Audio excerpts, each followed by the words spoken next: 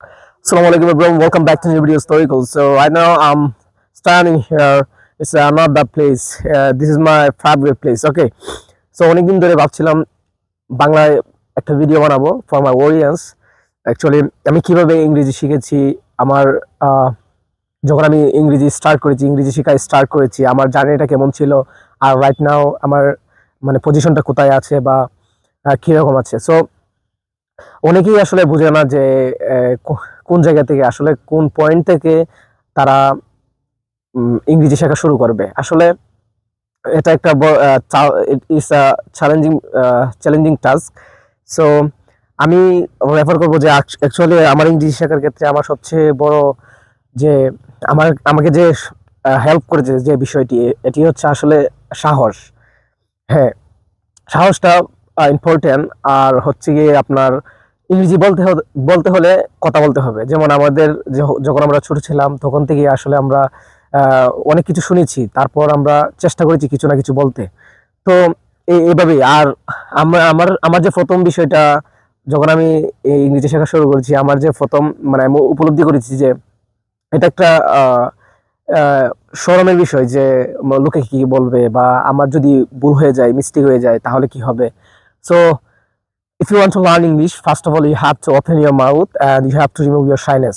আপনাকে আপনার শাইনেস বা লজ্জা আপনাকে কাটাতে হবে কথা বলতে বলতে। আর এটা মানে রিমুভ করার জন্য, এটা কাটানোর জন্য আপনি দু তিনটা স্টেপ ফলো করতে পারেন। নাম্বার 1 হচ্ছে আপনি নিজের সাথে কথা বলতে পারেন।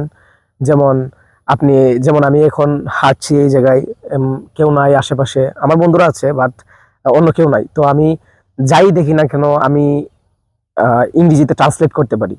So number 1 this is, and number 2 will be like সবারই ঘরে মিরর আছে, আয়না। তো আপনি আয়নার সামনে গিয়ে আপনি নিজের সম্পর্কে বা আপনার ঘরে, যেমন আপনার পড়ার টেবিল, লাইট, আপনার হাউস, আপনার বাড়ি, এগুলো নিয়ে আপনি কথা বলতে পারেন টপিক বাই টপিক। এটা হলে কি হবে, আপনার কথা বলার ফ্লুয়েন্সিটা দিন দিন বৃদ্ধি পাবে।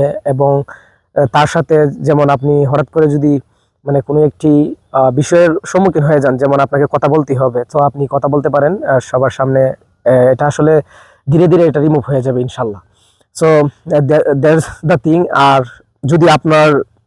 যদি পারেন যে আপনার এই পার্টনার বা যদি বন্ধু কেউ থাকে, যেমন যদি বন্ধু কেউ থাকে যে মানে সেও ইংরেজি শিখতে চায়, তো আপনি তাকে নিয়ে ইংরেজিতে কথা বলতে পারেন। যেমন আপনি হাঁটছেন বা আপনি স্কুলে যাচ্ছেন, কলেজে যাচ্ছেন, তো আপনারা বাংলায় না বলে ইংরেজিতে কথা বলা স্টার্ট করতে পারেন।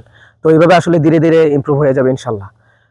So that's the thing actually. And also এই বিষয়টা ফলো রাখবেন। আর সবচেয়ে বড় কথা হচ্ছে লিসনিংটা করলে ধীরে ধীরে ইমপ্রুভ হয়ে যাবে ইনশাল্লাহ। So that's the thing. See you in the next video. আসসালামু আলাইকুম।